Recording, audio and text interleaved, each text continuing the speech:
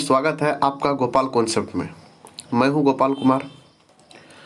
आज हम सीटेट के ईवीएस के कंटेंट का वीडियो लाया हूं, जिसमें मैं कंप्लीट 15 नंबर आपको करवाऊंगा, जो कम्प्लीटली एनसीईआरटी बेस्ड होगा। तो जैसा कि आप जानते हैं, ईवीएस में 30 नंबर का क्वेश्चन पूछा जाता है, जिसमें आपको 15 नंबर ईवीएस का कंटेंट रहता है और 15 नंबर ईवीएस का पेडागोजी रहता है। तो अभी हम एक बार ईवीएस का सिलेबस देख लेते हैं। तो चलिए हम आपको दिखाते हैं सिलेबस क्या है ईवीएस का।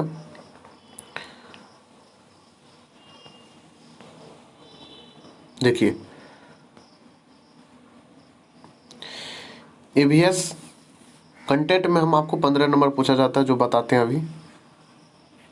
ये 15 नंबर टोटल ईवीएस 30 नंबर का है, कंटेंट 15 नंबर का और पेडागोजी 15 नंबर का।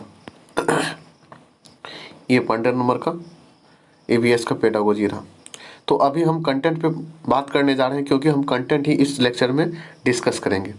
तो चलिए देखते हैं कंटेंट में क्या क्या पूछा जाता है। देखिए, कंप्लीट सीटेट ईवीएस में आपको एनसीईआरटी बेस्ड क्वेश्चन पूछा जाता है, जो 1 to 5 के बुक से पूछा जाता है। क्योंकि जानते हैं आप, सीटेट पेपर फर्स्ट में आप 1 to 5 के टीचर बनते हैं।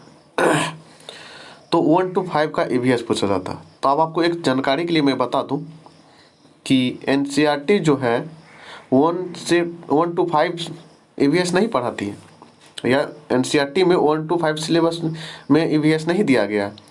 क्योंकि इसमें जो दिया गया है आपको,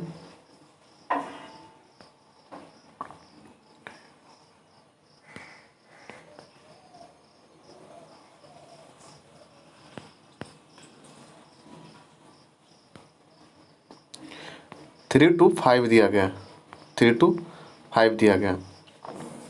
क्योंकि 1 से लेके दूसरी कक्षा तक एनसीईआरटी में कहा गया है कि बच्चे को ईवीएस गणित एवं विज्ञान विषय के माध्यम से ही सिखाना चाहिए।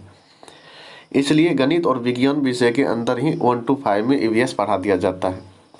लेकिन सिलेबस के अकॉर्डिंग तीसरी कक्षा से ईवीएस पढ़ाया जाता है। तो हम आपको तीसरी कक्षा से लेकर 5वीं कक्षा तक के एनसीईआरटी का इसमें कंप्लीट डिस्कशन करेंगे। तो चलिए अभी सिलेबस देख लेते हैं। तो सिलेबस में आपको 6 थीम पे क्वेश्चन पूछा जाता है। कंप्लीट ईवीएस जो है 6 थीम पे पूछा जाता है। अब 6 थीम कौन कौन से हैं देखते हैं।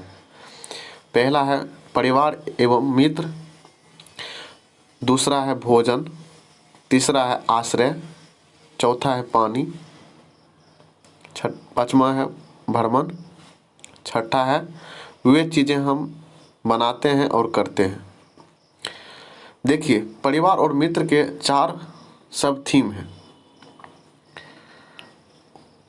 संबंध, कार्य और खेल, पशु, पौधे। इसी 6 थीम के बारे में कंप्लीट एनसीईआरटी में दिया गया है, और उसी चीज़ को हम तीसरे से लेकर 5वीं एनसीईआरटी के अंदर बताएंगे। एक बार पेडागोजी का भी सिलेबस देख लेते हैं, ईवीएस पेडागोजी का। तो देखिए, इसमें ईवीएस की अवधारणा और व्याप्ति, ईवीएस का महत्व और एकीकृत ईवीएस जो एनसीईआरटी में कहा गया है, इंटीग्रेटेड ईवीएस। तीसरी पर्यावरण अध्ययन एवं पर्यावरण शिक्षा, चौथा है अधिगम सिद्धांत लर्निंग थ्योरी, और पांचवा है विज्ञान और सामाजिक विज्ञान की व्याप्ति और संबंध, छठा है अवधारणा प्रस्तुत करने के दृष्टिकोण, क्रियाकलाप, प्रयोग और व्यवहार, व्यवहारिक कार्य, चर्चा, और सीसीई है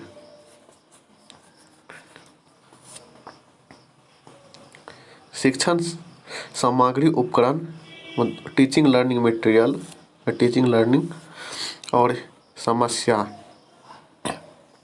यहाँ पे CCE है, CCE है जो NCF में अभी इसके बारे में कहा गया है। NCF 2005 में, नेशनल करिकुलम फ्रेमवर्क 2005 में भी इसमें कहा गया है CCE के बारे में।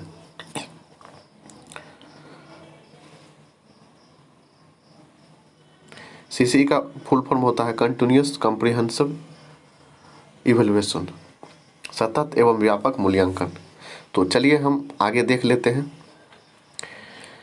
15 नंबर के कंप्लीट सीटेड कंटेंट के EVS कंटेंट के बारे में। तो चलिए देखते हैं। देखिए सीटेड में जो पूछा जाता है EVS तीसरी से लेकर 5वीं के NCERT से, तो अभी हम पहला जो देखेंगे वो तीसरी कक्षा के NCERT देखेंगे। तीसरी कक्षा के NCERT में इसका नाम है आसपास।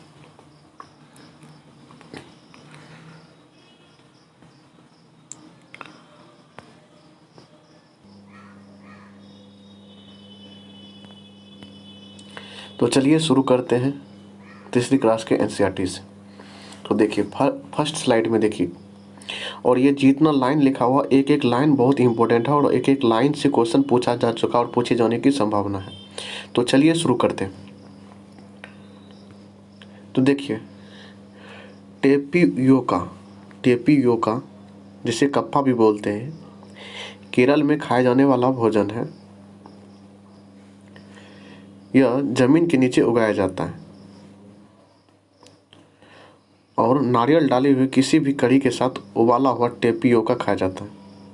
यानी नारियल डाला हुआ किसी भी कढ़ी के साथ उबाला हुआ टेपियोका खाया जाता है और यही है टेपियोका।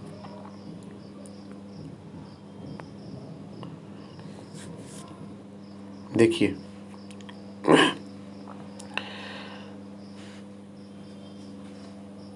सरसों के तेल में बनी हुई मछली जो बहुत प्रसिद्ध है, ये कश्मीर में खाया जाता है। और गोवा में नारियल तेल में बनी हुई समुंदर की मछली गोवा में खाया जाता है। तो गोवा में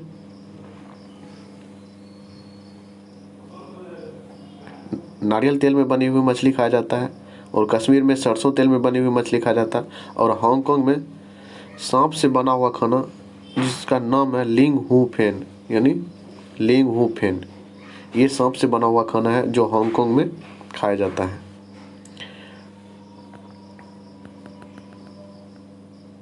तो चलिए एक बार और हम आपको बता देते हैं, टेपियोका केरल में खाया जाता है जो जमीन में उगाया जाता है और नारियल डाली हुई किसी भी कढ़ी के साथ टेपियोका खाया जाता है।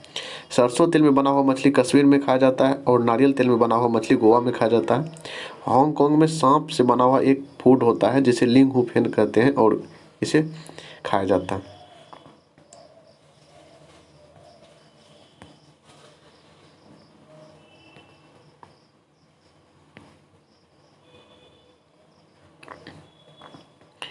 अब पक्षियों की विशेषता के बारे में क्वेश्चन पूछा जाता है, इससे भी देख लेते हैं कि पक्षी की विशेषता क्या क्या है। तो इसमें जो पूछा जाता है आपको,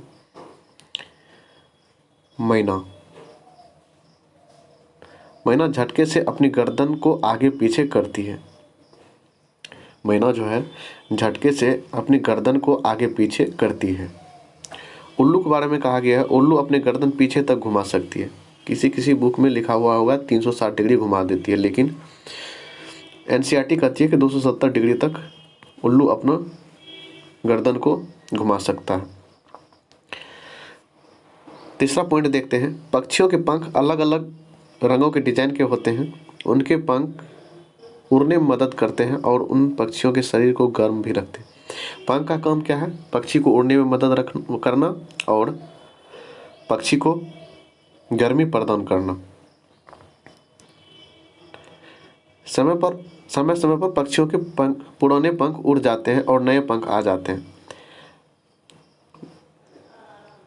पक्षियों के सिर पे आंखें होती है और कान पंखों से ढका होता है।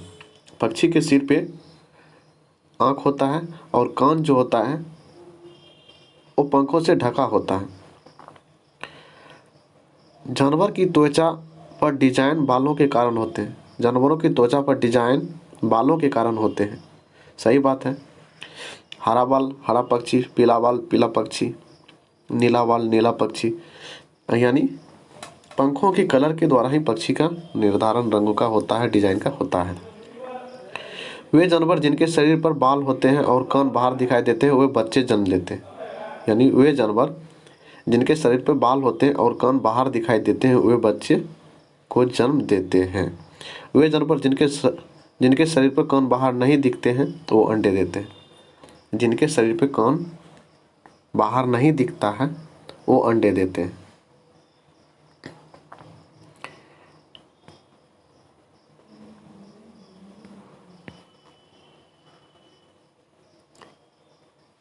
अब ब्रेल लिपि से क्वेश्चन पूछा जाता है।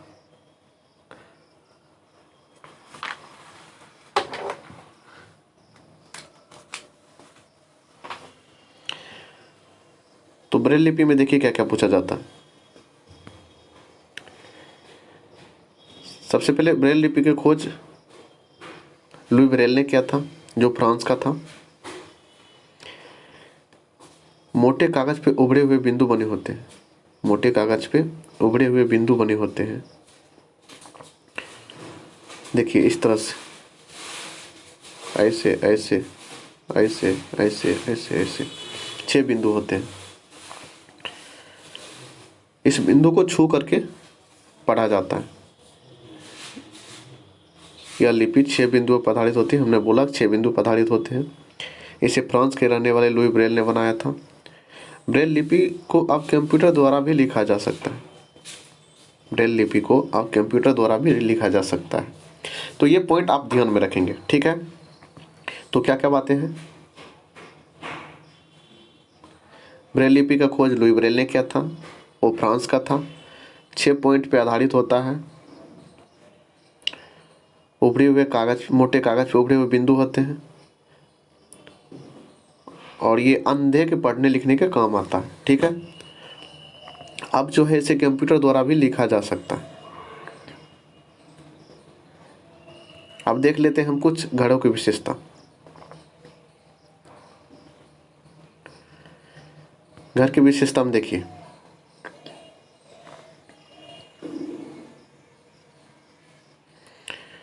असम, सबसे पहले हम असम देखते हैं जो बाढ़ से प्रभावित रहता है।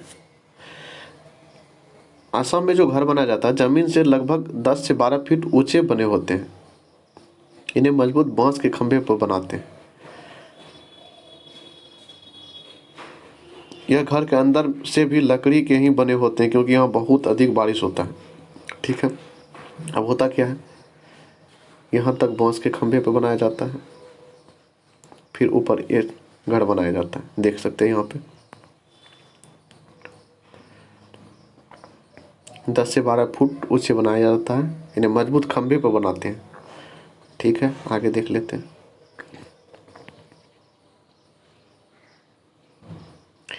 मनाली, मनाली में क्या होता है, बारिश बहुत होती है और बर्फ भी पड़ती है। तो यह मकान पत्थर या लकड़ी से बने होते हैं। तो ये हुआ मनाली का घर। मनाली का घर पत्थर और लकड़ी के बने होते हैं। पत्थर और लकड़ी के बने हुए घर पूछा जाएगा कहाँ मिलता है, तो मनाली में। तो उसके बाद देखते हैं राजस्थान। आपको तो पता है कि राजस्थान रेगिस्तानी इलाका है। यहाँ बारिश बहुत कम होती है, बारिश बहुत कम होती है, गर्मी बहुत ज़्यादा पड़ती है। तो यहाँ पे क्या करते हैं लोग, घरों के दीवार को बहुत मोटे बनाते हैं और लोग मिट्टी के घर बनाते हैं। और इस मिट्टी के घर को, मिट्टी के दीवार को मिट्टी से पुताई या लीप कर सुंदर बना जाता है। छत कटीले झाड़ियों की बनी होती है। छत जो होता है कटीले झाड़ियों के बना होता है और दीवार जो होता है मिट्टी का होता है और लोग इसको लिपाई करते हैं ताकि ठंडा लगे, ठंडा रहे घर। अब देखिए तीसरा क्लास का एनसीईआरटी में बस इतना ही इम्पोर्टेंट पॉइंट था। अब हम चौथा क्लास के एनसीईआरटी को देख लेते हैं। चौथा क्लास के एनसीईआरटी में जो जो इम्पोर्टेंट पॉइंट और जो इम्पोर्टेंट पॉइंट से क्वेश्चन पूछा जा चुका और पूछने की संभावना है उसका डिस्कशन करेंगे। तो चलिए शुरू करते हैं।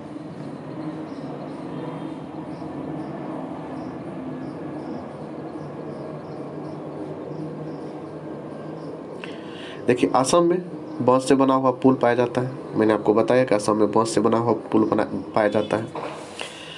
लद्दाख में क्या करते हैं, लद्दाख पहाड़ी इलाका है, तो लद्दाख में स्कूल पहुंचने के लिए रोज़ नदी पार करनी पड़ती है। यहाँ पर ट्रॉली, लकड़ी से बना हुआ झूला, पुली की मदद से बच्चे नदी के उस पार पहुंचते हैं। ठीक है, वहाँ पे नदी पार करने के लिए बच्चे जो स्कूल जाने के लिए ट्रॉली, लकड़ी से बना हुआ झूला, पूछ देगा ट्रॉली लकड़ी से बना हुआ झूला का प्रयोग किस राज्य के लोग करते हैं, तो लद्दाख। केरल के कुछ भागों में बच्चे पानी को पार करने के लिए वल्लम, बहुत ही इंपॉर्टेंट वर्ड है वल्लम, वल्लम ट्रॉली लकड़ी से बना हुआ होता है। वल्लम लकड़ी का ही बना होता है, बनी छोटी नाव होती है जिसका प्रयोग केरल में करते हैं। राजस्थान के लोग ऊँट की सवारी करते हैं क्योंकि वहाँ पे बहुत ज़्यादा रेगिस्तानी है और रेगिस्तान होने के कारण ऊँट वहाँ पे रेगिस्तान में बहुत कंफर्टेबल है चलने के लिए, तो ऊँट को रेगिस्तान का जहाज भी कहा जाता है। तो देखते हैं, मैदानी इलाका में अधिकतर बैलगाड़ी में बैठकर बच्चे स्कूल पहुँचते हैं। जहाँ मैदानी भाग है वहाँ पे लोग बैलगाड़ी में बैठ के स्कूल पहुँचते हैं। और उत्तर की पहाड़ियों में विद्यार्थी बर्फ़ पर चलकर स्कूल पहुँचते हैं। उत्तर की जो भी पहाड़ी है वहाँ पे स्टूडेंट जो है बर्फ़ पे चल के स्कूल पहुँचते हैं। तो देखिए इसमें क्या क्या बातें हैं, एक बार रिवीजन कर लेते हैं। असम में बांस का बना पुल पाया जाता है। लद्दाख में ट्रॉली, लकड़ी से बना हुआ झूले से बच्चे स्कूल जाते हैं जो नदी पार करते हैं। और केरल में वल्लम, लकड़ी से बना हुआ नाव, बैठ के स्कूल जाते हैं। राजस्थान के लोग सवारी करते हैं ऊँट का, और मैदानी इलाका में बैलगाड़ी की सवारी करते हैं, और उत्तर पहाड़ी में बर्फ़ पे चल के। तो इतनी बात याद रखना चाहिए। चलिए आगे देखते हैं।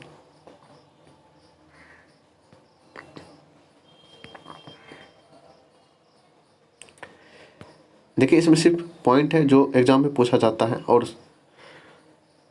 इस फैक्ट को आप जैसे हो याद रखें तो बहुत अच्छा रहेगा। एग्ज़ाम में आप सीधा एज इट इज़ लाइन ही पूछा जाता है, एक एक लाइन क्वेश्चन में दिया हुआ रहता है। तो चलिए देखते हैं। हाथी के बारे में दिया गया है।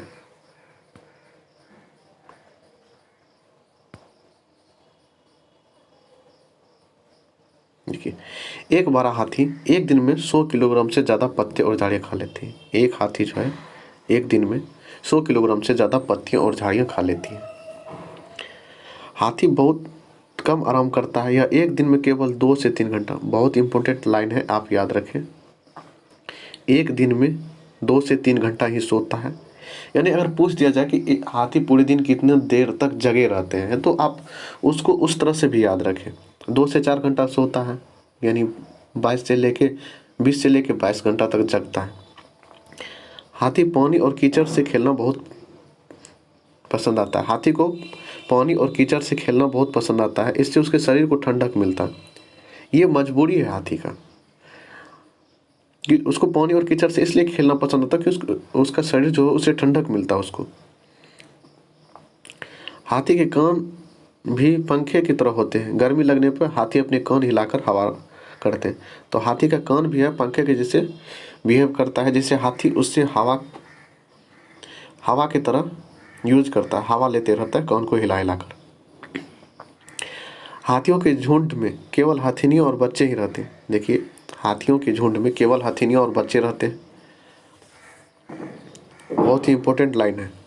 हाथी के झुंड में केवल हथिनियाँ और बच्चे रहते हैं। झुंड के सबसे बुजुर्ग हथिनी पूरे झुंड के नेता होती है। एक झुंड में 10 से 12 हथिनियाँ और बच्चे रहते हैं। देखिए, हाथी नहीं रहता, हथिनियाँ रहती है, और 10 से 12 हथिनियाँ और बच्चे रहते हैं एक झुंड में। हाथी 14 से 15 साल तक एक झुंड में रहते हैं, फिर झुंड छोड़ देते हैं और अकेले रहते हैं। यानी 14 से 15 साल तक एक झुंड में रहते हैं और फिर झुंड छोड़ करके अकेले यानी सन्यासी जीवन जीने लगते हैं। तो इसमें क्या याद रखना है, इम्पोर्टेंट बातें देखें। एक हाथी 100 किलोग्राम पत्ती एक दिन में खाते हैं, 2 से 4 घंटा सोते हैं, कीचड़ से खेलना पसंद करते हैं, कान हिला हिलाकर हवा लेते ठंडक प्रदान करता है।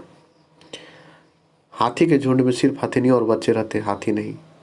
एक झुंड में 10 से 12 हथिनियाँ और बच्चे रहते हैं। सबसे बुजुर्ग हथिनियाँ झुंड के नेता होती है और 14 से 15 साल तक एक झुंड में रहती है, फिर झुंड छोड़ देती है।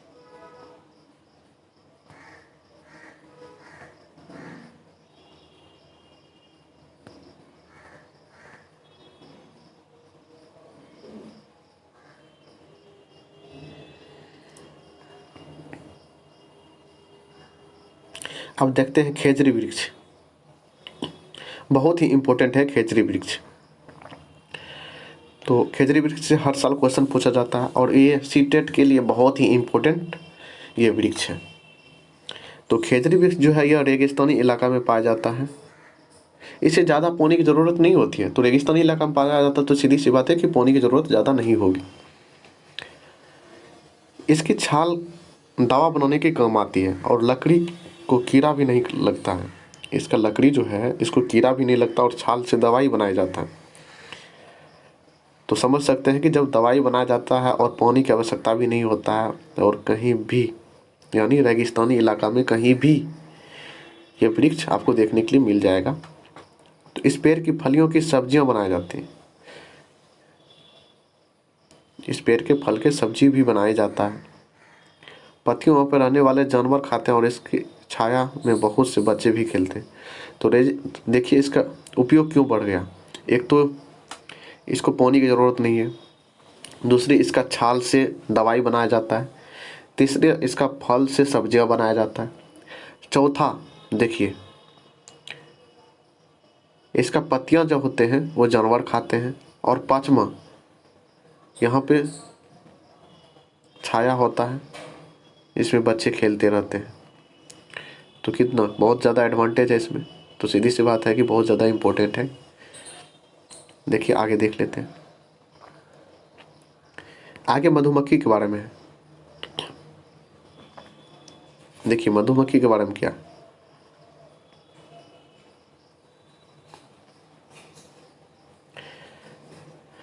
तो चैप्टर है अनीता की मधुमक्खी। अनीता की मधुमक्खी, तो अनीता की मधुमक्खी चैप्टर है। इसमें देखिए क्या कहता है। लीची के फूल मधुमक्खियों को लुभाते हैं, इसलिए लोग मधुमक्खियों को पालकर शहद बनाने का काम करते हैं। तो मधुमक्खी के लिए सबसे उपयुक्त जो फूल है वो लीची का फूल है। और मधुमक्खी पालन अक्टूबर से दिसंबर तक के समय मधुमक्खियों के अंडे देने का होता है। मधुमक्खी पालन शुरू करने का सबसे अच्छा समय यही होता है। कब से कब तक, अक्टूबर से लेके दिसंबर तक। हर छत्ते में एक रानी मक्खी होती है। हर छत्ते में एक रानी मक्खी होती है जो अंडे देती है या दिन भर काम करती है, शहद के लिए फूलों का रस ढूंढती है। जब किसी मक्खी को रस मिल जाता है तो वो एक तरह का नाच करती है, जिससे दूसरी मक्खियों को भी पता चल जाता है कि रस कहाँ है। तो देखिए बात क्या क्या है। छत्ते में कुछ नर मक्खी भी होते हैं, छत्ते के लिए कुछ खास काम नहीं करते। नर मक्खी कोई कुछ खास काम नहीं करता है। रानी मक्खी जो दिन भर काम करती है, अंडा देने का भी काम वही करती है। फूल के रस ढूंढते हैं और जब वो रस पता चल जाता है तो मधुमक्खी एक तरह का नृत्य करती है, जिससे और भी मधुमक्खी को ये बात पता चल जाता है कि यहाँ पे रस है। तो मधुमक्खी के बारे में इतना बात आपको याद रखना है। चलिए आगे देख लेते हैं।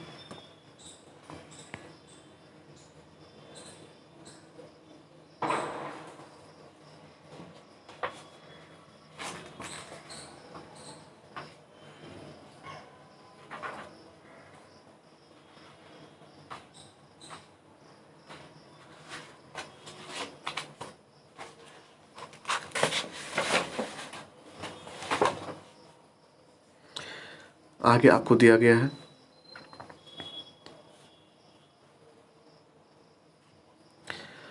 गांधीधाम अहमदाबाद और वलसाड गुजरात में। गांधीधाम अहमदाबाद और वलसाड जो है गुजरात में है।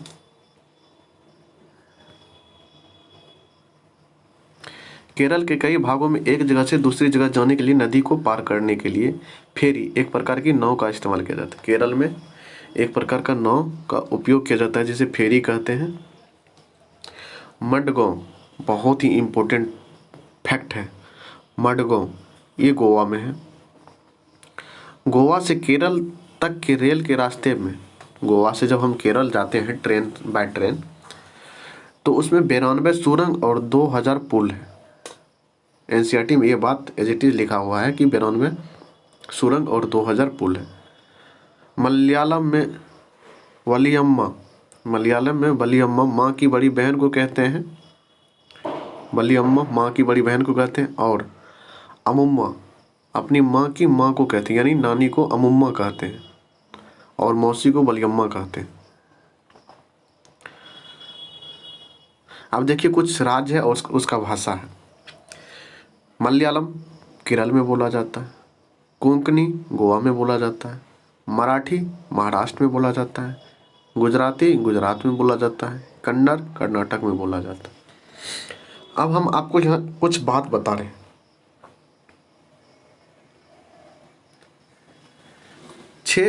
इंडिया में 6 शास्त्र नृत्य है।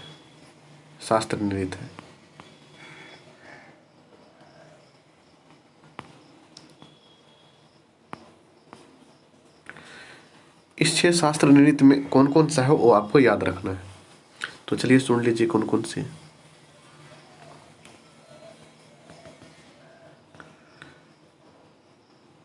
तमिल है,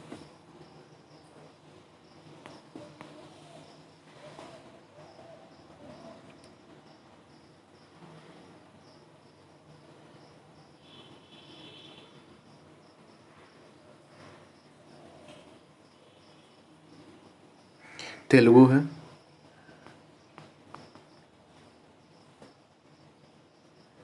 कन्नड़ है,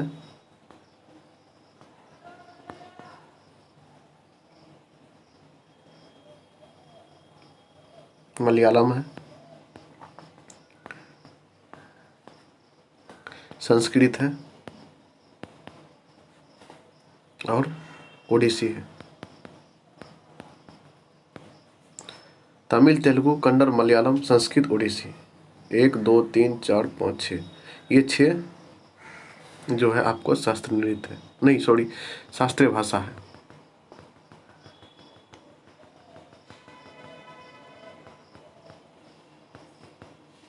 चलिए आगे देख लेते हैं। देखिए सीटेट का बहुत ही इम्पोर्टेंट टॉपिक्स कर्णम मल्लेश्वरी, इसके बारे में क्या कुछ फैक्ट है देख लीजिए। कर्णम मल्लेश्वरी एक वेट लिफ्टर है, मतलब भारोत्तोलन है। यह आंध्र प्रदेश की रहने वाली है। इनके पिता पुलिस में हवलदार है। 3 फैक्ट। सबसे पहले कर्णम मल्लेश्वरी वेट लिफ्टर है, आंध्र प्रदेश की रहने वाली है, पिता उसका हवलदार है।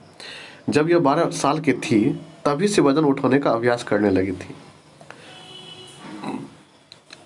अब यह एक बार में 130 किलोग्राम तक वजन उठा लेती है। एक बार में 130 किलोग्राम तक वजन उठा लेती है। कर्णम मल्लेश्वरी ने भारत के बाहर 29 मेडल जीते हैं।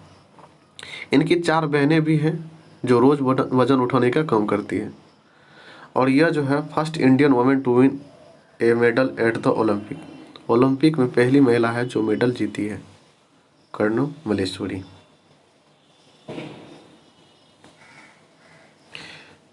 देखिए मधुबनी चित्रकला, जिसे बहुत ज़्यादा हर एक बार लगभग एक क्वेश्चन पूछ लिया जाता है मधुबनी चित्रकला से। यह चित्रकला बहुत पुरानी है और मधुबनी आप तो जानते हैं बिहार के मधुबनी जिले के नाम पे जाना जाता है, बिहार में है। त्योहारों और खुशी के मौके पर वहाँ की घर की दीवार और आंगन में इस तरह का चित्र बनाया जाता है। देखिए किस तरह का चित्र, इस तरह का चित्र, इस तरह का चित्र। यह चित्र जो होता है कंप्लीटली नेचुरल कलर के द्वारा बनाया जाता है। अब नेचुरल कलर, प्राकृतिक रंग कौन सा है? कहने का मतलब है क्या, पिसे हुए चावल के घोल में रंग मिलाकर बनाए जाते हैं। यह रंग बनाने के लिए नील, हल्दी, फूल के पेड़ों के रंग आदि का इस्तेमाल किया जाता है। चित्रों में इंसान, जानवर, पेड़, फूल, पक्षी, मछलियाँ और अन्य जीव जंतु भी बनाए जाते हैं।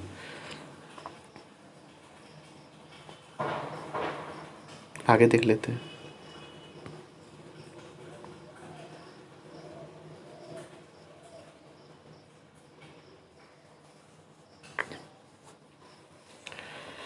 उत्तर प्रदेश में कचनार के फूलों की सब्जी बनाए जाते हैं। कचनार एक फूल होता है। आप लोग तो एक गाना भी सुने होंगे, कच्ची कली कचनार की तोड़ी नहीं जाती। तो जस्ट ए लाइक एंटरटेनमेंट। तो कचनार का फूल का सब्जी बनाया जाता है उत्तर प्रदेश में। और केरल में केले के फूलों की सब्जी बनाए जाते हैं। केला जो होता है उसके फूल का सब्जी केरल में बनाया जाता है। ये कचनार का फूल है, ये सहजन का फूल है। महाराष्ट्र में सहजन के फूलों की सब्जी बनाई जाती है। उत्तर प्रदेश के कन्नौज जिला इत्र के लिए मशहूर है। उत्तर प्रदेश के कन्नौज जिला जो है वह इत्र के लिए मशहूर है। यहाँ पर पास के इलाके में ट्रक में भरकर फूल लाए जाते हैं और उन्हें इत्र, गुलाब जल और केवड़ा तैयार किया जाता है। कहाँ से? कन्नौज से। उत्तरांचल में पहाड़ों के बीच फूल ही फूल है, जिसे फूलों की घाटी कहा जाता है। उत्तरांचल में पहाड़ के बीच फूल ही फूल है, जिसे फूलों की घाटी कहा जाता है।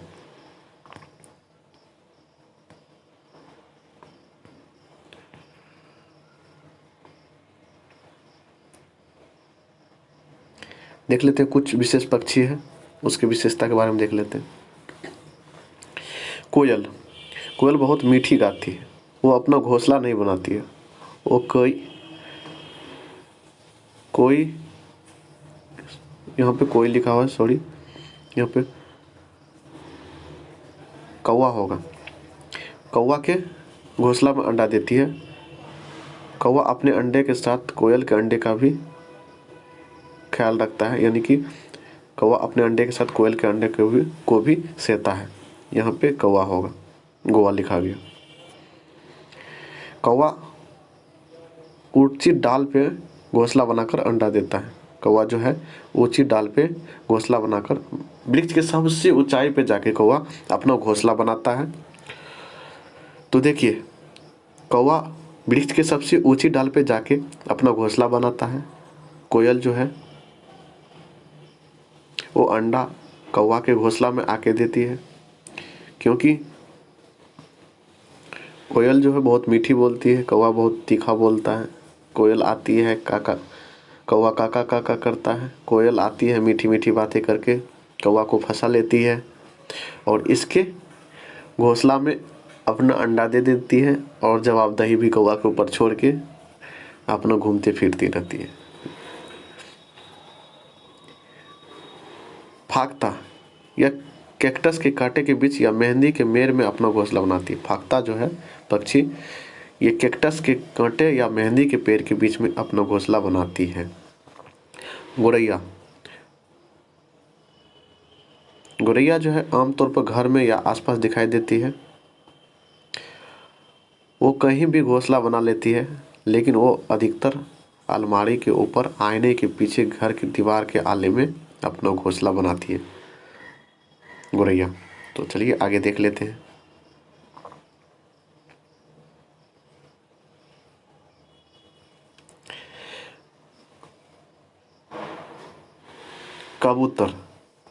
कबूतर जो है अपना घोंसला पुराने मकान या खंडर में बना लेती है। कबूतर अपना घोंसला पुराने मकान या खंडर में बनाती है। एक होती है दर्जन चिड़िया। दर्जन चिड़िया जो होती है ये दर्जन चिड़िया अपनी नुकीली चोंच से पत्ते को सी लेती है और उसके बीच बने थैली को अंडे रखने के लिए तैयार करती है। ये देखिए, यही है दर्जन चिड़िया की घोंसला। दर्जन चिड़िया की घोंसला। इसमें क्या होता है, दर्जन चिड़िया अपने नोक से सील सील करके अपना घोंसला बनाती है।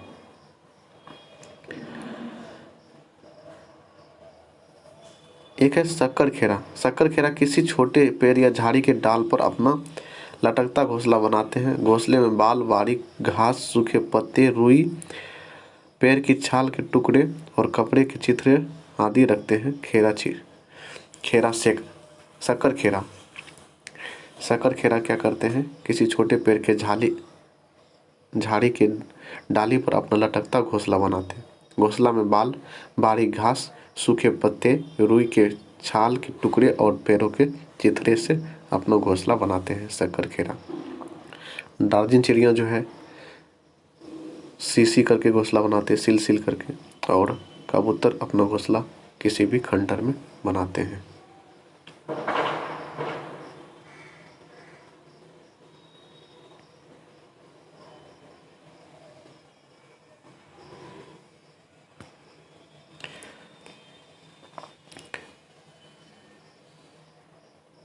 अब देखिए, वीवर पक्षी के बारे में बताया गया है। सभी नर वीवर पक्षी अपने अपने घोंसला बनाते हैं। मादा वीवर उन सभी घोंसले को देखती है और उनमें से जो उसे सबसे अच्छा लगता है उसमें से एक को चूज करती है। तो देखिए, पुरुष वीवर पक्षी जो है वो घोंसला बनाता है और मादा वीवर पक्षी जो है उस घोंसला में सेलेक्ट करती है कि कौन वेटर है और उस वेटर को चूज करती है। ठीक है, तो ये है वीवर पक्षी। इंडियन रोबिन, जिसे किलचिरी पक्षी भी कहते हैं। इंडियन रोबिन पक्षी अपने अंडे सड़क के किनारे पत्थरों के बीच देती है। इंडियन रोबिन जो है अपना अंडा पत्थरों के बीच देते हैं। अब गाय के बारे में देखते हैं। चलिए गाय के बारे में देख लेते हैं। गाय के आगे के दांत छोटे होते हैं। गाय के आगे के दांत छोटे होते हैं।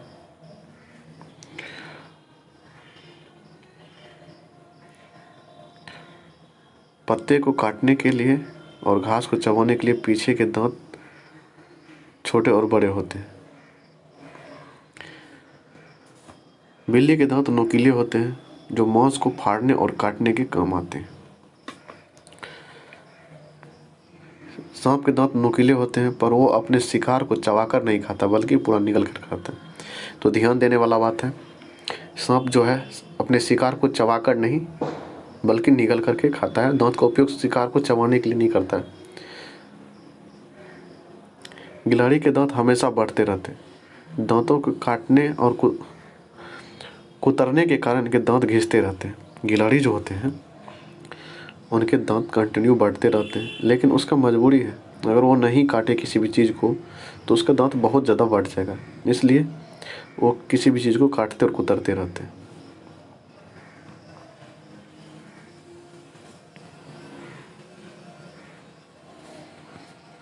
अब रेगिस्तानी ओक के बारे में देख लेते हैं। रेगिस्तानी ओक जो है यह ऑस्ट्रेलिया में पाया जाने वाला वृक्ष है। इसकी ऊंचाई एक क्लास की दीवार के लगभग होती है।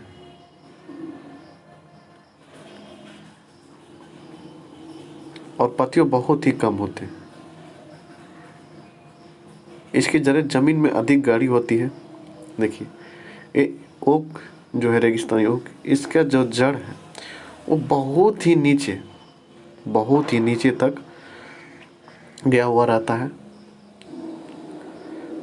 और वहां तक जाता है जहां तक इसको पानी का लेयर ना मिल जाए।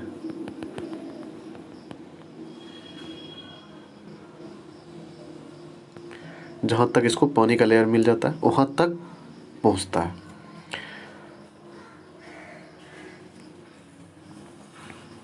यह पानी के पेड़ के तने में जमा होता है।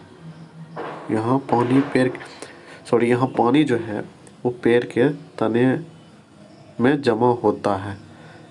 ठीक है।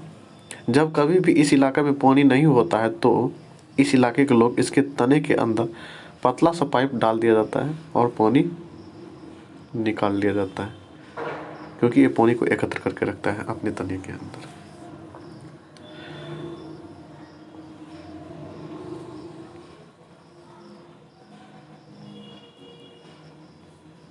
बरगद का पेड़ आप सभी देखे होंगे, लेकिन आज हम इसका विशेषता के बारे में बताते हैं आपको। बरगद के पेड़ के जड़ें टहनियों से निकलती है और बढ़ते बढ़ते जमीन के अंदर चली जाती है। देखिए, ये जैसे बरगद का पेड़ है, ये बरगद का पेड़ है, तो क्या होता है, इसके टहनियों से भी जड़ निकलती है और वो जड़, देखिए जड़ निकल रहा है, ये सब जड़ निकल रहा है और ये मिट्टी से लग जाता है। मिट्टी से लगने के बाद भी इसमें जड़ के जैसे जान भी आ जाता है। तो यह मजबूत खंभे की तरह पेड़ को सहारा देता है। क्या करता है, मजबूत खंभे की तरह पेड़ को सहारा देता है। इस पेड़ की टहनियों पर बच्चे झूले झूलते रहते हैं, देखे भी होंगे आप।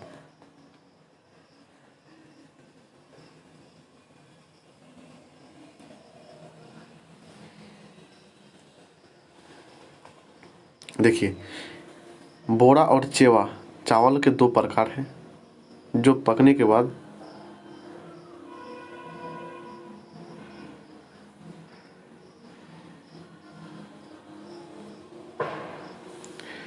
असम की है चावल है। कहाँ की चावल है, असम का, बोरा और चेवा। तो बिहू तिहार भी असम में मनाया जाता है, लेकिन बिहू तिहार असम के सबसे महत्वपूर्ण त्यौहार है। असम के लोग के द्वारा मनाया जाता है। बिहू शब्द दिमासा लोगों की भाषा से लिया गया है, जो प्राचीन काल से एक कृषि समुदाय है। दिमासा क्या है, एक कृषि समुदाय है, वहीं से लिया गया। और ये बोरा और चेवा चावल के जब उत्पादन होता है तो उस टाइम करते हैं। देखिए, ये हुआ बिहू नृत्य करते हुए लोग। भेलाघर, ये त्यौहार अप्रैल के मध्य से शुरू होता है और आमतौर पर 1 महीना के लिए जारी रहता है। असम के लोग दिन के रंग बिरंगे कपड़े पहनते हैं और ये भेलाघर बनाते हैं। ये भेलाघर किस चीज़ का है, बिहार के लोग इसको अच्छे से समझ पाते होंगे। धान का जो पौधा होता है, जिसे पुआल कहते हैं, पुआल का बना होता है ये भेलाघर। सीटेट का बहुत ही इम्पोर्टेंट क्वेश्चन यहाँ से पूछा जाता है। पोचमपल्ली, मुक्तापुर गांव जो आंध्र प्रदेश के हैं, पोचमपल्ली जिले में है, पोचमपल्ली जिले में है। और इस जिले के ज़्यादातर परिवार बुनकर है, इसलिए इस बुनाई को पोचमपल्ली के नाम से जाने जाते हैं। बुनकर कहने का मतलब कपड़े बुनते हैं। इस शहर में पोचमपल्ली साड़ियाँ बहुत ही प्रसिद्ध है। यहाँ पे आंध्र प्रदेश के पोचमपल्ली शहर के पोचमपल्ली साड़ी बहुत ही प्रसिद्ध है, जो बुनकर ही तैयार किया जाता है।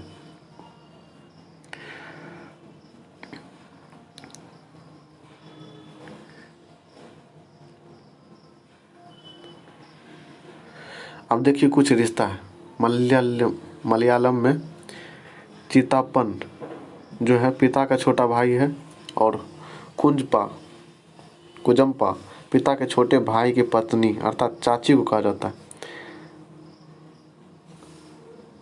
कुंजप्पा जो है चाची को कहा जाता है। आबू धाबी के बारे में देख लेते हैं क्या।